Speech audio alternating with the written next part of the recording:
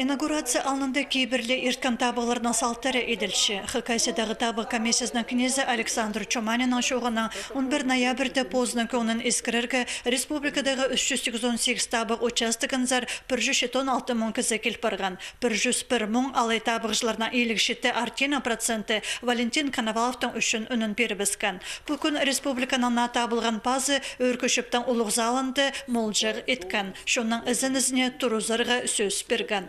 Валентин Олегович, он должен правительство формировать полуга. Правительство сам чем Кизлер такой честный, порядочный, исполнительный и тух спорор. Меня газетчем, он же минимум года тонган, меня заместителем второй секретарь был.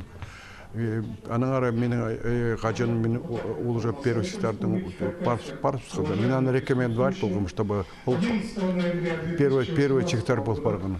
Республиканың ұстығы жызынзар алғы сөстеріна ең пастап өркөшіптің кнезі Владимир Штыгашев айланған. Шет политиктің күстінізі паза олығыларынан шақсы опыды қады бірге республика шонына тузы ағыларына ізін четірген.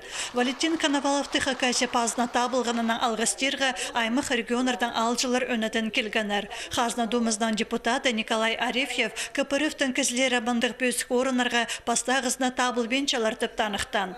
Хакайсыдағы муниципальный пөдістер ассоциациясының князі Абрекчил Тыгмашев ал шөптеріне қайғы саларға шөпірген.